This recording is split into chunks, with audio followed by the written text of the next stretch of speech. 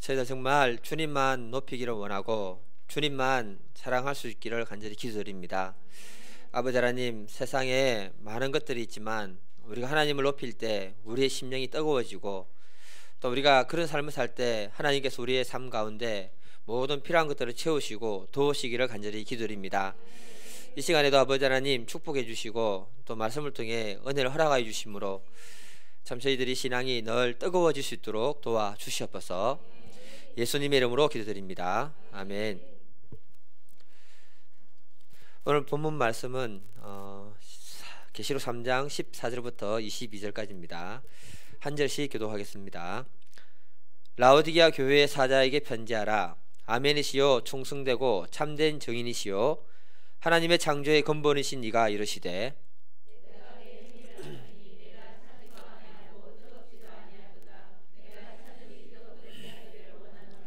내가 이같이 미지근하여 뜨겁지도 아니하고 차지도 아니하니 내 입에서 너를 토하여 버리리라.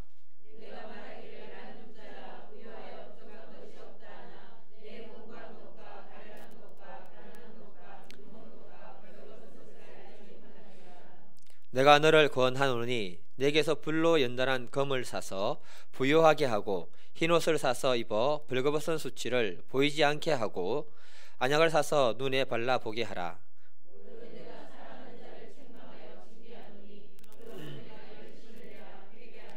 볼지어다 내가 문 밖에 서서 두드리노니 누구든지 내 음성을 듣고 문을 열면 내가 그에게로 들어가 그와 더불어 먹고 그는 나와 더불어 먹으리라.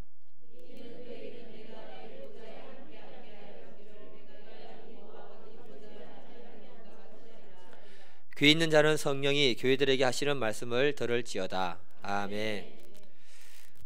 기도해 주셔가지고 잘 갔다 왔습니다.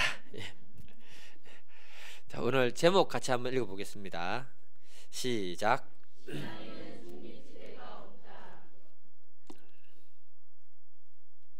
제목 잡을 때 고민을 좀 했습니다. 우리 개신교와 천주교는요 여러 가지 신학적 차이가 있는데 그 중에 하나가 뭐냐면 천국과 지옥에 대한 신학적인 차이가 있습니다. 우리는 죽으면 천국 아니면 지옥 간다 이렇게 말씀하잖아요. 근데 그들은 그 사이에 연옥이 있다라고 이렇게 얘기를 합니다. 그러니까 이렇게 연옥이라는 연옥이라는 개념이 발전하게 된 이유가 이렇습니다. 유대 사회부터 이미 죽은 자들을 위한 기도가 있었습니다. 그리고 죽은 사람들도 기도가 필요한 어떤 상태에 있다라고 하기 때문에 지금과 같은 연옥이라는 어떤 공간을 갖다가 제시하기 시작했던 거예요. 그러면서 초기 기독교인들은 3세기까지만 해도 굉장히 핍박을 많이 받았습니다. 그래서 이 초대 신앙인들은 3세기 때까지만 해도 주님 어서 오시옵소서 라는 마라나타 신앙이 그들에게 딱 심령에 박혀 있었습니다. 그래서 주님이 이 땅에 오시기만 하면 이 땅은 심판받음으로 천국과 지옥으로 간다는 이분법적인 사고방식을 가지게 된 겁니다. 그런데 이 기독교가 핍박에서 벗어나가지고요 지상의 교회로 자리 잡히면서 로마의 국교로 인정되는 기이한 일이 생긴 겁니다. 이때부터 사람들이 주님을 기다리던 절대 재림의 주권 신앙이 점점점 누그러지기 시작하는 거예요. 그리고는 기독교 신앙이 안정화되면서 그들의 영적인 긴장감도 점점점 이렇게 사라지게 되는 겁니다. 이때부터 많은 신앙인들이 타락하는 삶을 살게 되는데 많은 사람들이 뭐라고 얘기하느냐, 죽어서 천국과 지옥으로 간다면 너무 극단적인 사상이 아닌가 이렇게 말을 하기 시작합니다. 이때 사람들은 말하기를 솔직하게 말해서 지옥 갈 만큼 큰 죄도 안 지었는데 그 사람들이 죽어서 다 지옥 간다 하면 그건 말이 안 된다 이런 생각으로 도달하게 된 겁니다. 또 하나님은 사랑이라고 말씀하셨는데 누구나 구원받기를 원한다고 말했는데 조그만한 그 죄 때문에 지옥 간다 하면 그거는 하나님의 사랑이 아니다 말이 되지요. 아닌가요? 그렇게 이제 이렇게 논리가 펼쳐지기 시작한 겁니다. 그러면서 새롭게 등장한 공간이 뭐냐면 연옥이라는 공간이 등장한 거예요. 연옥 권사님 참 곤란합니다. 제가 왜 이 얘기를 해드리는가 하면 우리가 성경을 보고 계시록을 보고 이렇게 말씀을 보면 성경에는 중간적인 개념을 얘기하는 게 있습니까 없습니까? 없습니다. 오늘 라오디게아 교회를 보고 하나님이 말씀하실 때도 우리 주님은 중간의 개념을 말하지 않는다는 거예요. 차든지 아니면 뜨겁든지 둘 중 하나를 하라. 믿음의 세계는 중립지대가 없다, 이렇게 생각하셔야 됩니다. 우리가 하나님을 자꾸 우리 이성에 근거해서 맞추어서 이해하려고 하다 보면 이런 문제들이 생기게 되는 것이고, 이것 때문에 어떤 타협점을 찾아가다 보면 우리 신앙이 타락하게 되고 하나님이 원하는 길로 가지 못하는 경우가 생기게 된다는 것입니다. 라오디게아 교회에 주시는 이 말씀이 우리들의 신앙을 새롭게 깨우고 다시 한 번 더 주님을 뜨겁게 사랑하는 그 말씀이 될 수 있기를 기도드립니다. 소제목인데요, 같이 한번 읽어보겠습니다. 소제목 첫 번째, 시작. 신앙은 늘 선택의 문제이다. 7교회 중에 주님께 바로 책망을 받았던 교회를 하면 두 교회가 있잖아요. 사대교회와 라오디게아 교회입니다. 사대교회는 책망은 들었지만 주님이 나중에 뭐라 했냐면, 너희 교회에 흰옷 더럽히지 아니하고 흰옷을 입은 사람이 있다라고 칭찬을 해줍니다. 그런데 라오디게아 교회는요, 주님이 어떤 종류의 칭찬이나 위로도 하지 않는다는 사실을 기억해야 됩니다. 다짜고짜 책망과 회개만 강조하고 있다는 겁니다. 우리 15절 한번 읽어볼까요? 15절 본문, 시작. 내가 내 행위를 안노니 내가 차지도 아니하고 뜨겁지도 아니하도다. 내가 차든지 뜨겁든지 하기를 원하노라. 우리 주님은 라오디게아 성도들의 신앙의 어떤 행위를 말하는데, 그 행위가 뭐냐? 신앙생활을 하는 데 있어서 어떤 열심의 문제를 지적하고 있다는 겁니다. 그들의 신앙이 차지도 않고 뜨겁지도 않다는 겁니다. 다시 말해서 그들이 신앙생활을 하는 모든 일을 속에서 주님을 감동시킬 만한 그 어떤 것도 찾을 수 없었다. 사람과 사람 사이에도요, 감동을 주고 가슴을 뜨겁게 만드는 그런 일을 이렇게 하게 되면 기억에 오래 남습니다. 그러지요. 만일에 누가 어려움을 당하고 있는데 그 사람을 위해서 헌신을 하고 자기 것을 희생을 하면 감동을 받고요, 누군가를 위해서 충성을 하게 되면 감동이 있고요, 누군가를 위해서 내 목숨을 내어주면 그 속에 은혜와 감동이 밀려오는 겁니다. 제가 이번에 여행을 하면서 아브라함 선교사님하고 이게 쭉 이렇게 10일 동안 여행하면서 여러 말을 했는데요, 아브라함 선교사님이 처음에 저를 굉장히 안 좋게 보셨더라고요. 제가 터키 있을 때요, 밥도 잘 안 사고요, 정말 짠돌이였다고 합니다. 그래서 이 짠돌이 같은 놈, 사실 그때 그렇게 했던 이유가 있었습니다. 나중에 은혜 사모님한테 물어보세요. 근데 그때 요새 선교사님이 이제 식당을 리모델링 하면서 돈이 많이 필요했거든요. 돈이 없어가지고 굉장히 고민하시더라고요. 그러니까 제가 한 2만 불 정도 그냥 쓰시라고 이렇게 드렸습니다. 조건 없이. 그러니까 지금 하면 2,400만 원 좀 되겠죠. 그걸 보고 큰 감동을 받은 거예요. 자기를 위해서 하나씩 짠돌이였는데 다른 사람을 위해서 그냥 그 돈을 내줄 수 있다, 이건 보통 일이 아니다, 이렇게 생각했던 거예요.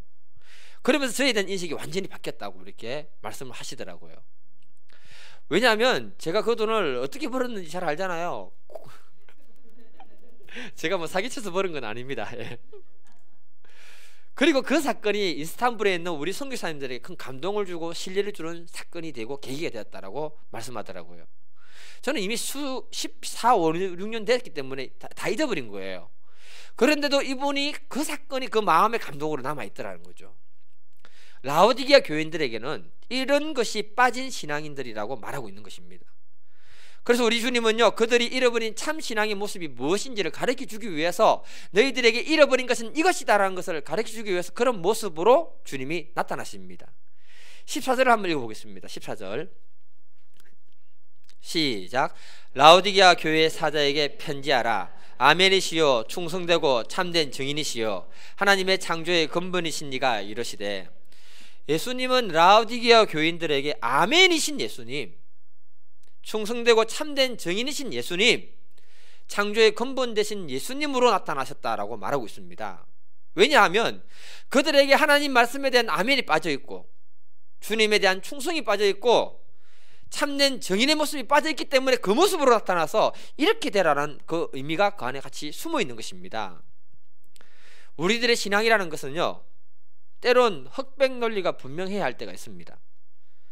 그때 참된 정인의 모습으로 우리가 주님 앞에, 세상 앞에 나타나서 주님의 영광을 드러내게 되는 것입니다. 그런데 라오디게아 교인들은요, 신앙의 행위는 이런 것들이 다 빠져버린 신앙의 껍데기만 있는 신앙인들이라고 이렇게 말할 수 있는 겁니다. 다시 말해서 라오디게아 교회는 껍데기는 있는 신앙인이지만 그 속은 하나님 말씀에 대한 열정, 말씀에 대한 순종, 주님께 충성이 빠져버린 그런 신앙인들이다. 마치 안고 없는 찐빵 같은 신앙인들이다. 이렇게 말하고 있는 것입니다. 우리들이 신앙생활을 하면서 늘 우리 자신의 신앙을 점검해 봐야 하는 것이 있는데요, 과연 내 속에는 주님이 기뻐할 만한 주님과 나 사이에 그 아름다운 무엇인가가 있는가, 이걸 점검해 볼 필요가 있다는 것입니다. 무늬만 신앙인인지를 점검해 볼 필요가 있다는 것입니다. 알맹이가 있는 신앙인은 주님이 그를 사랑하고 그분도 주님을 사랑하기 때문에 그와 주님 사이에는 보이지 않는 섬싱이 늘 그 10년 깊이 역사하고 있다. 이렇게 저는 말씀드리고 싶습니다. 누가 말하는 것처럼요, 사랑은 표현되어지지 않으면 사랑이 아니다라고 이렇게 말씀하시더라고요. 그것처럼 우리 신앙도 주님 앞에 그 안에 있는 그 무엇이 표현되어지지 않으면 진정한 신앙인이 될 수 없다. 저는 이렇게 보게 됩니다. 라오디게아 교회는요, 골로새서 1장 7절을 보면 에바브라에 의해서 개척이 됩니다. 그리고 골로새서 4장 12절을 보면 에바브라가 라오디게아 교회를 위해서 항상 기도했다. 하나님의 뜻 가운데 교회가 든든히 세워지도록 기도를 하고 있다. 이렇게 그 교회를 향한 그 마음들이 전달되어지고 있습니다. 처음 그 교회가 세워지고 난 다음에 벌써 60년 이상의 시간이 지나버린 거예요. 그래서 라오디게아 교회는요, 초신자의 신앙이 아닙니다, 여러분. 이미 신앙의 연수로 따진다면 60년 이상이 된 그런 성숙한 신앙인이 많은 교회가 되어야 된다. 이렇게 말할 수 있는 거예요. 이쯤 되면요, 점점 성숙한 신앙인으로 변화되어 가야 되는데, 문제는 신앙의 변화가 아니라 신앙의 변질이 되었다. 이렇게 말하고 있는 것입니다. 우리가 하나님 말씀 앞에 아멘하지 못하는 마음, 주님을 향해서 충성하지 못하는 마음, 또 점점 형식적으로 변질되어 가는 그 마음이 있다면 이게 바로 라오디게아 교회가 아닌가 저는 생각합니다. 어쩌면 우리들도요, 시간이 지나면 지날수록 신앙이 형식적으로 변화되어질 수 있다는 사실을 늘 마음에 생각할 수 있기를 바랍니다. 처음에 주님을 만났을 때 그 뜨거움을 잃어버리고요, 현실에 안주하거나 현실 앞에 주저앉아 버리거나 주님을 향한 그 사랑과 열정이 식어버렸다면 오늘 우리들에게 하는 이 말씀이 바로 라오디게아에게 준 그 말씀이 우리들에게 주시는 말씀이 아닌가 생각합니다. 사람들은요, 뭐든지 익숙해지면 그때부터 습관화됩니다. 뭐가 된다고요? 예. 그러면 좋은 것이든 나쁜 것이든 그냥 넘어가게 되는 겁니다. 제가 이번에 터키 가가지고 현지 가이드랑 이런저런 정치 얘기를 좀 했거든요. 그 말이 가능한가? 예. 딱 3일 되니까요, 90% 이상을 다 이렇게 얘기하게 되더라고요. 역시 돌머리구나. 자랑해서 죄송합니다. 그래서 우리나라 대통령 탄핵 사건 이야기하고 터키 엘도안 대통령이 약 20년간 독재를 했거든요. 제가 물었습니다. 너는 너희 나라와 너희 대통령에 대해서 어떻게 생각하느냐? 위험한 발언이었습니다. 그러다 그 여자 가이드가 뭐라고 했냐면은 자기는 그 대통령을 싫어한대요. 그리고 이 나라는 대통령이 바뀌어야 된다고 이렇게 강하게 얘기했습니다. 제가 다시 얘기했습니다. 그러면 너희 나라 젊은이들은 왜 이런 부분을 가지고 목숨 걸고 싸우지 않느냐? 우리나라는 목숨 걸고 싸웠다. 목숨 걸고 싸웠잖아요, 독재 시절에. 저는 안 싸웠지만. 예. 그래서 오늘의 민주주의가 우리는 되었다, 이렇게 말했습니다. 근데 그 여자 가이드가요, 한마디를 일축하더라고요. 더 이상 할 말이 없었습니다. 우리는 이런 생활에 너무 익숙해져 있다. 그래서 젊은이들이 더 이상 그런 얘기를 하지 않는다. 그 말 듣고요, 굉장히 슬펐습니다. 예. 싫어하지만 변화를 싫어하고 더 이상 기대할 수 없는 나라가 되어버렸다, 그렇게 얘기하고 있는 거예요. 그러면서 우리 신앙인들도, 이걸 들으면서 우리 신앙인들도 어떤 것에 익숙해져 버렸을 때 이와 같은 문제가 생길 수 있겠구나, 이런 생각을 가졌습니다. 아마도 라오디게아 교인들이 이런 문제가 있지 않았을까 저는 이렇게 추측을 해봅니다. 우리 주님은 이런 라오디게아 교인들의 문제를 말하면서 신앙이 차든지 뜨겁든지 둘 중 하나를 선택해라, 이렇게 말하고 있는 거예요. 신앙이 차다란 것은 불신앙을 얘기하는 것이고요, 뜨겁다는 것은 정말 하나님을 향한 그 사랑과 믿음과 열정이 타오른다는 것을 이렇게 말하고 있는 것입니다. 우리 주님은 이들의 어중간한 신앙 상태를 싫어한다라고 이렇게 선을 그어버린 거예요. 그래서 16절에 이렇게 표현합니다. 내가 이같이 미지근하여 뜨겁지도 아니하고 차갑지도 아니하니 내 입에서 너를 토하여 버리리라. 이 말은 뭐냐, 너희 신앙 그 수준이 너무 역겨워서 내가 토해 버릴 수밖에 없는, 토가 나오는 그 수준이다, 이렇게 말하는 겁니다. 그러니 너희들이 그 신앙이 뜨겁든지 차갑든지 둘 중 하나를 하라는 겁니다. 어차피 중간도 다 어디 간다? 죽으면 지옥 간다. 예. 차라리 불신자로 살다가 지옥 가는 게 나아요. 양다리 걸치면요 늘 양심의 가책을 받거든요. 이것도 잘 못하고 저것도 잘 못하고 하다가 어디 간다? 차라리 불신자 되면 죄를 마음껏 즐기다가 그냥 가니까 좀 덜 억울하다. 제 논리입니다. 죄송합니다. 이걸 통해서 알 수 있는 것은요, 늘 우리가 어떤 선택을 해야 되는가, 그 문제가 우리에게 따라온다는 것입니다. 우리들의 선택은 하나님이 기뻐하시는 그 방향을 선택해서 나아갈 때 뜨거운 신앙이 되는 줄을 믿습니다. 어떤 것을 선택하는 데 있었어요, 결단력이 없으면 그 사람은 늘 왔다 갔다 하면서 갈등할 수밖에 없는 거예요. 신앙은 결단력이라고 저는 확신합니다. 그래서 룻기스를 보게 되면 룻의 시어머니 나오미가 너의 고향 친척집으로 돌아가라고 이렇게 강하게 얘기했습니다. 그런데 룻은 뭐라고 하느냐, 룻기 1장 16절에 보면 룻이 이르되 내게 어머니를 떠나며 어머니를 따르지 말고 돌아가라 강권하지 마옵소서. 어머니가 가시는 곳에 나도 가서 죽겠고 어머니가 머무시는 곳에 나도 머물겠습니다. 어머니의 백성이 나의 백성이 되고 어머니의 하나님이 나의 하나님이 될 것입니다. 단호하게 선택을 하고 선포를 했습니다. 룻의 이 결단과 선택이 믿음이었고 하나님은 그녀의 믿음을 축복하는 그 내용을 룻기스에 기록하고 있다는 사실을 기억해야 됩니다. 주님이 우리에게 원하시는 것은요, 신앙의 분명한 색깔을 원한다는 것입니다. 불신자면 불신자로, 신앙인이면 신앙인으로 살 것을 요구한다는 겁니다. 어중간한 중간은 원치 않는다. 그래서 성경을 보게 되면 빛과 어두움이 공존할 수 있다 없다? 없다. 예수를 믿으면 구원이 있고 안 믿으면 어떻다? 구원이 없다. 신앙이 끼어있는 사람이 있는가 하면 어떤 사람이 있다? 잠자는 사람이 있다. 빛의 아들이 있는가 하면 뭐가 있다? 어둠의 자식들이 있다. 예. 이렇게 이분법적으로 성경은 이야기하고 있다는 것입니다. 우리가 삶 속에서 너무 분명한 자기 색깔을 내는 것은 별로 좋지는 않습니다. 그러나 최소한 신앙에 있어서는 자기 색깔이 어떻게 해야 된다? 분명해야 된다. 제가 정도일 목사님이 기록하신 요한계시록 책을 쭉 읽어보니까 은혜로운 사건을 기록해 두었더라고요. 정도일 목사님 아시죠? 대구에 계시는 분. 예. 지방에 있는 어느 기독교 대학을 졸업한 장로님의 아들이라고 합니다. 장래가 촉망되는 회사에 신입사원으로 입사를 했는데 첫 출근하는 날 금식 기도를 했답니다. 하나님, 저는 지금 회사로 가는 것이 아니라 선교지로 갑니다. 회사 가서 하나님 저에게 주신 꿈과 비전을 이룰 수 있도록 도와주시고 그곳에서 만나는 사람들을 전도할 수 있도록 도와주시옵소서. 유혹에 걸려 넘어지지 않게 하시고 지혜와 총명으로 회사에 유익이 되게 해주시고 그들에게 좋은 영향을 끼치는 사람이 되게 해주시옵소서. 그렇게 기도하고 첫날 출근했다고 합니다. 근데 그날 저녁에 바로 신입사원 입사 파티가 열렸다고 합니다. 전 사원들이 쭉 둘러 앉아 있는데 술을 한 잔씩 붓고 이것저것 섞어서 폭탄주를 만든 거예요. 그리고 한 분이 회사의 번영과 새로 입사한 신입사원들의 행복을 위하여 외치고는 다 한 잔씩 마시더랍니다.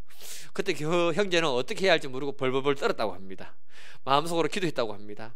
하나님 어떻게 해야 합니까? 했더니 바로 응답이 왔습니다. 직장 상관이 뭐해 임마 마셔!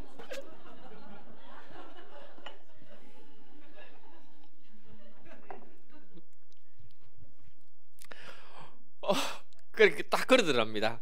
그때 사장님이 걸어오면서 또 왜 그래? 그러시더랍니다. 그래서 이 청년이 얼떨결에 놀래서 저는 예수 믿는 사람으로서 술을 마실 수가 없습니다.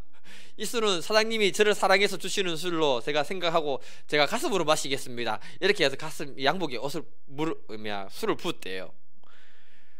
그 사장님이 그걸 보고 조용히 그 친구를 껴안더니 뭐라고 하느냐, 고맙다, 내 믿음을 지켜주었어. 너 같은 신입사원이 들어왔다는 것이 나는 너무 자랑스럽게 생각한다.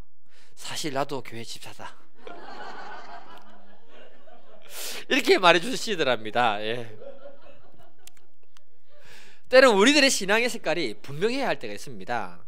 그것이 내 신앙을 지키는 것이고 그것이 하나님의 영광을 나타내는 일이 되기 때문에 그런 것입니다. 이렇게 신앙의 색깔이 분명하면 핍박이 있을까요, 없을까요? 있습니다. 예. 그럼에도 불구하고 나의 신앙의 색깔이 분명할 때 나는 하나님께 영광을 돌리게 되는 것이고요, 그리고 하나님이 나를 기뻐 받으신다는 것입니다. 그런데 라오디게아 교회는 신앙의 색깔이 불명확했다. 찬 것도 아니고 뜨거운 것도 아니고 미지근해서 토해낼 만큼 역겨웠다라고 주님이 말하는 것입니다. 우리가 주님 앞에 분명한 신앙의 색깔을 드러내고 세상에 주님께 영광을 돌릴 수 있는 믿음의 사람이 되기를 다 기도드립니다. 두 번째, 같이 제목 한번 읽어보겠습니다. 두 번째 소제목, 시작. 영적으로 가난한 자가 되지 말라. 17절을 우리 같이 한번 읽어보겠습니다. 17절 시작. 내가 말하기를 나는 부자라 부유하여 부족한 것이 없다 하나 내 공고한 것과 가련한 것과 가난한 것과 눈먼 것과 붉은 것 쓴 것을 알지 못하는도다. 17절을 보면 라오디게아 교회의 문제를 정확하게 지적하고 있습니다. 그들이 서로 말하기를 나는 부자다, 부족한 것이 없다, 이렇게 말하고 있습니다. 다시 말해서 이들은요, 세상적으로 어려움도 없고 물질적인 문제로 스트레스를 받았다, 안 받았다? 참 축복입니다. 이거 부족함이 없더라. 그런데 주님의 평가는 뭐냐, 육적으로 굉장히 부유했지만 영적으로 볼 때 굉장히 가난하고 공고하고 벌거벗은 존재라고 딱 선을 그어서 얘기해 버렸습니다.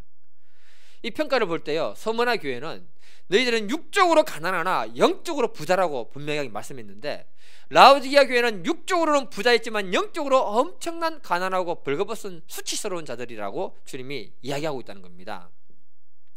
여기서 우리들이 같이 고민해야 하는 것이 있는데요, 제가 전에 말씀을 드렸습니다. 저는 생각하는 게 그래요. 우리들의 삶에 뭔가 부족한 것이 있어서 주님을 찾을 수밖에 없다면 그것이 저는 축복이라고 생각합니다. 사람이라는 것은요, 뭔가를 가지게 되고 뭔가를 배우게 되면 자기도 모르게 교만해집니다. 그리고 주님을 간절하게 찾지 않습니다. 이것이 영적으로 볼 때요, 더 가난해지는 것이고 더 벌거벗어지는 것이라고 생각하는 겁니다. 여러분, 그 부자들은요, 우리들하고 다른 생각, 다른 세상에 살고 계신 거 아세요? 내가 충격받는 얘기를 하나 해드릴게요. 또 아브라함 선교사님 얘기할게요. 같이 선교사님하고 여행을 하면서 얘기를 하다 보니까 우리나라 부자들 탑 1%에 들어가는 사람들을 가이드한 이야기를 하시더라고요. 그분 중에 동영상으로 녹화되고 있는데 SK 회장님, 그 가족을 직접 가이드를 하신 분이에요. 그분들은 그 지역 가면 최고 좋은 호텔, 저녁 식사 최고 좋은 호텔 들어가니까 저녁 식사 좋겠습니까, 안 좋겠습니까? 좋지요. 안 가봐서 모르겠습니까? 그런데 그런 호텔에서 일반 사람들하고 식사하면 뭐라고 하는 줄 아세요? 내가 거진 줄 아세요, 이렇게 얘기하더랍니다. 그리고는요, 최고급 식당에 가서 음식을 하나하나 서비스해 주는 곳에서만 음식을 먹는다고 합니다. 그런데 이번에 목사님들이, 사모님들이 안탈리아에서 그 회장님이 머물렀던 호텔에 들어갔거든요. 들어가는 순간에 전부 이런 호텔이 있나 하면서 놀라시는 거예요. 그리고는 이분들이 너무 행복해 하는 거예요. 자기들이 언제 이런 호텔에 와서 숙박 한번 해보고 멋진 곳에서 식사를 한번 해보겠는가, 그런 그 행복감 있잖아요. 안 봐서 모르겠죠. 그런데 이런 호텔에 부자들은요, 일반인들하고 식사하면 내가 거진 줄 아세요? 무슨 말이냐, 부자들의 마음은 일반 사람들의 생각과 사고방식과는 완전히 다르다는 겁니다. 그 마음 안에 이미 허영과 교만으로 세상적으로 가득하다는 것입니다. 라오디게아 교회 교인들이 이럴 수 있었다는 것을 기억해야 됩니다. 그들의 부가 우리 주님을 간절히 찾을 이유가 되지도 않았고, 교회를 다녀도 부자니까 나는 다른 사람과 다른 존재라는 그 특권의식, 그리고 특별한 존재로 생각했을 확률이 높습니다. 정말 우리 교회는 감사한 거는요, 제발 부자가 좀 나왔으면 좋겠습니다. 주여, 사업하시는 분들 좀 부자가 됐으면 좋겠습니다. 그러니까 우리 주님은요, 그들의 그런 행위를 보고 말씀하시면서 너희들이 오히려 공고한 자들이고 영적으로 가련한 자들이고 가난한 자들이고 벌거벗은 자들이다, 이렇게 단호하게 말씀해 버리는 거예요. 그들의 마음이 하나님 앞에 가난하지 않았기 때문에 하나님을 제대로 알 수 없었던 그런 불쌍한 사람들이 바로 라오디게아 교회였다. 마태복음 5장 3절을 보면 심령이 가난한 자는 복이 있나니 천국이 그들의 것이며, 이렇게 말씀합니다. 우리가 정말 영적으로 부유한 사람이 되려고 하면요, 마음이 어떻게 해야 된다? 가난해야 됩니다. 그래야 천국을 소유하는 사람이 되는 겁니다. 우리들이 마음이 가난할 때요, 하나님 말씀에 아멘할 수 있고요, 우리들이 마음이 영적으로 가난할 때요, 부유한 주님을 바라보고 간절한 마음으로 기도할 수 있게 되고요, 우리의 마음이 가난할 때 겸손하게 주님의 몸된 교회를 섬기게 되는 것입니다. 마음이 가난한 사람에게 늘 따라오는 것이 뭘까요? 제가 볼 때요, 감사하는 마음이 따라올 것 같습니다. 세상의 부자들은요, 정말 좋은 호텔 머물러도 감사가 없고요, 일반인들하고 식사하면 거지라고 생각하지만, 가난한 우리 교회 목사님 사모님들이 그 호텔에 머물 때 얼마나 감사하고 행복해하는 것을 제가 보고는 참 너무 기뻤습니다. 감사하고 행복해하는 그 마음이 천국이고요, 그 마음을 가진 사람이 정말 부자라는 것입니다. 제가 이번 터키 여행을 하는데 10일이 너무 안 가더라고요. 저는 여행 간 게 아니고요, 일하러 갔습니다. 오해하시면 안 됩니다. 예. 아니, 내가 다 가야 됐던 곳에, 다 아는 곳에 뭐 새롭거나 재밌는 게 뭐가 있겠습니까? 또 내보다 나이 많은 목사님들만 다 모시고 왔는데, 사모님 가서 딸랑이 노릇을 열심히 했습니다. 제가 그나마 위안을 얻은 것은 뭐냐, 같이 가신 목사님 사모님들이 정말 행복해하고 감사하게 생각하더라는 거예요. 제가 아무것도 아니지만 제가 우리 노예 들어옴으로 인해서 이분들이 저 때문에 성경 지리자사를 이렇게 잘 할 수 있었다라고 말을 하고 또 이렇게 위로를 받고 은혜를 받는 거 볼 때 그거에 위안이 돼가지고 제가 여행을 끝까지 할 수 있었거든요. 뭐든 감사하는 마음을 가진 사람들의 그 마음이 가난한 마음을 가진 사람들이고, 하나님 앞에서 부유한 믿음의 사람이라는 것을 말하고 있는 겁니다. 라오디게아 교회의 문제를 통해서 배우는 것이 있는데요, 물질이 주는 정신적 착오가 있습니다. 그것은 우리의 사상적 판단을 흐리게 하고요, 무슨 말인가 하면요, 내가 조금만 부자가 되면요, 자기도 모르게 특권의식과 우월의식이 들어오게 됩니다. 사람에게 없었던 물질이 갑자기 생기면요, 그 사람에게 가치관이 혼동이 오기 시작하는 거예요. 사람이 너무 가난해도 도덕적인 가치 판단이 흐려져서 도둑질하게 되고요, 물질이 너무 많이 주어지게 되면 그 물질의 가치와 함께 그 사람이 지녀야 되는 도덕적 가치가 사라지기 때문에 오히려 그 물질이 그를 망하게 하는 요소가 되게 합니다. 예. 그래서 오죽했으면 잠언에 이런 말씀이 있겠습니까? 한번 읽어보겠습니다. 30절, 잠언 30절 8, 9절 같이 읽겠습니다. 시작.